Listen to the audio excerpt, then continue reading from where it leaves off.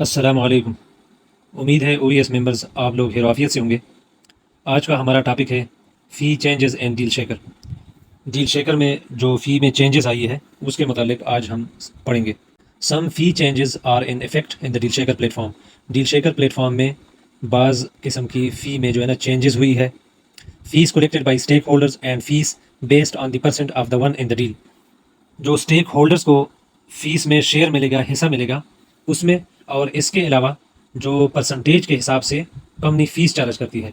मतलब जो भी मर्चेंट्स डील्स लगाते हैं, यानी जिस परसेंट के हिसाब से वो अपनी डील लगाते हैं तो उस परसेंटेज के हिसाब से कंपनी फ़ीस भी चार्ज करती है।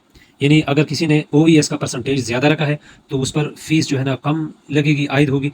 अगर किसी ने ओईएस की मिकदार कम रखी है तो उस पर कंपनी की तरफ से फ़ीस जो है वो ज़्यादा चार्ज की जाएगी। फ़ी कलेक्टेड बाई स्टेक होल्डर्स। अच्छा, सबसे पहले हमें स्टेक होल्डर्स की फ़ीस के बारे में बताया जा रहा है कि स्टेक होल्डर्स को फ़ीस में जो हिस्सा मिलेगा, जो शेयर मिलेगा, वो कितना होगा। पहले नंबर पर है कंट्री मैनेजर, यानी जितने भी कंट्री मैनेजर्स है उसके सरबराही में जितने भी डील्स रखते हैं उसका 25%, यानी कंपनी जो फीस लेगी उसका 25% जो है वो कंट्री मैनेजर को मिलेगा। Some seems will have a different percentage than others. और ये पॉइंट भी लिखा गया है कि बास सीएम्स जो है उसका परसेंटेज जो है वो डिफरेंट होगा दूसरों से। किस वजह से? Because the company manages the support team, क्योंकि कंपनी सपोर्ट टीम को मैनेज करती है, and approval department in this market. और अप्रूवल डिपार्टमेंट जो है कंपनी सपोर्ट टीम और अप्रूवल डिपार्टमेंट को मैनेज कर रही है इस मार्केट में। इस वजह से बाज़ ममालिक के कंट्री मैनेजर्स को ये परसेंटेज चेंज भी हो सकती है, मतलब ज़्यादा या कम भी हो सकती है।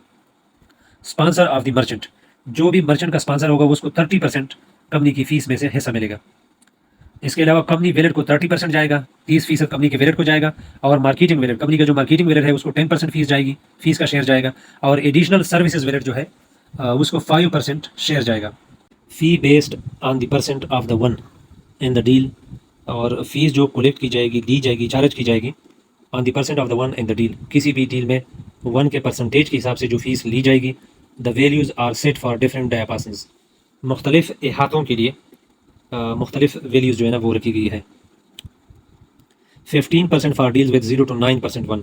ऐसा डील जिसकी परसेंटेज 0 से लेकर 9% वन में हो, यानी 0 से लेकर 9% ओईएस ले रहा हो, एक्सेप्ट कर रहा हो, तो उसकी जो फीस होगी वो 15% होगी उसी डील में। ये कंपनी चार्ज करेगी और फिर ये मुख्तलिफ लोगों में इस तरह तकसीम करेगी, जिस तरह के हमने ऊपर जो है ना अभी पढ़ा है। 3.5% 3.50% for deals with 10 to 29%। 10 to 29% जो है उसका फीस 3.50% ली जाएगी। और इसके अलावा 2.75% for deals with 30 to 49%। 30 to 49% one के हिसाब से अगर कोई डील हो तो उसकी जो फीस कटौती की जाएगी वो है 2.75%। ये ओवरऑल डील की वैल्यू के हिसाब से होगी।